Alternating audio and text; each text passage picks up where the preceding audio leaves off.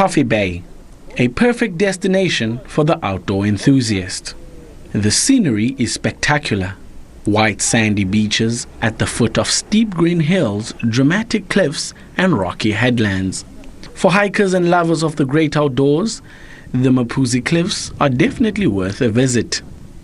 Time to lace up the hiking boots. The subtropical climate of this coastal area complements a relaxed atmosphere. The hike also takes you through the village as you explore the rich traditional culture of the locals. While making our way towards the edge of the Mapuzi Cliffs, a blight on the landscape. Alien vegetation. As you can see, I think it's from Australia. This one, the blue gum tree and the black wattle, they're all aliens. You will see where there's a blue gum tree. There's a lot of it, and they consume a lot of water, and they destroy all the indigenous plants. Where you find it, and the indigenous plants, they die. If you look there, look at the plant in between, it's dying already because it can't get water from the ground. Yeah, so that's how dangerous this plant is. The edge of the Mapuzi Cliff is enough to take your breath away, and the Mapuzi Caves are a stone throw away. Some people will call this cave Mapuzi Caves. So I already explained why it's called Mapuzi the place. And some people will call this cave bat cave. When you come in this cave over here, you will see a lot of bat flying in here.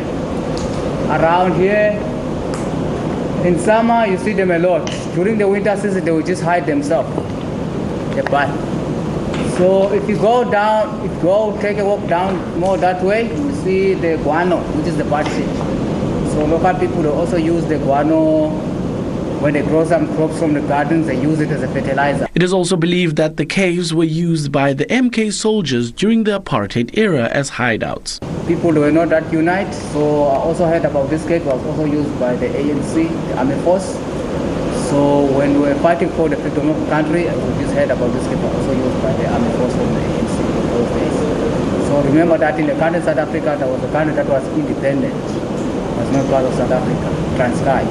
So the Army Force they were using this cave from those days. The cave also has a wall of fame, messages left by those who have visited. I'll try and write my name and my video journalist's name, Wando and Tash.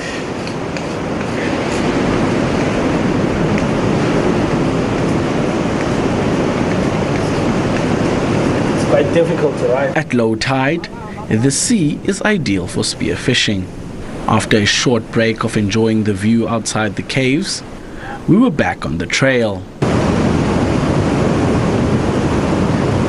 Walking through the rural enclaves of the coastal villages, we reached the majestic Mapuzi River. A refreshing jump into the water was on the cards to cool off. But please spread out. There we go! For some holiday makers, the visit to the wild coast is an unforgettable experience. Really fun, it was quite intense, but not over. You stretch yourself a little bit, but it was still a lot of fun. Enjoyed the jacuzzi, dunking inside the cave, which was inside the cave. Going underneath the water was loads and loads of fun. We did a bit of a jump into the water from a bit of a height, keeps the blood flowing. And said it was just amazing to see the sea and watch the cliffs, and then we jumped into the river off the rocks, and that was also so beautiful. And what other adventure are you looking forward to doing in the Eastern Cape? Well, we actually arrived on a motorbike, so it's been really experimental to ride through the rural areas and just see the villages and experience it more firsthand and get to know the people on a personal level. Next up, hole in the wall.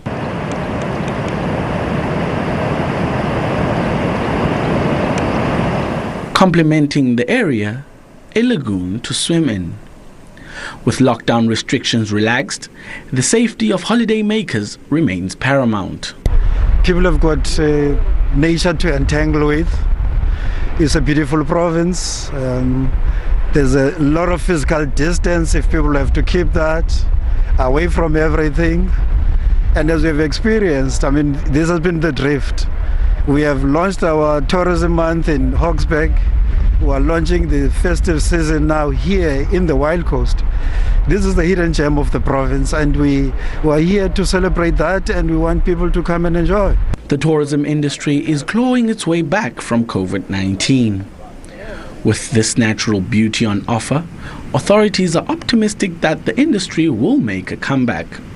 For SABC News, I am Lwando Nomoi and camera operator Natasha Makuntulu in the Eastern Cape.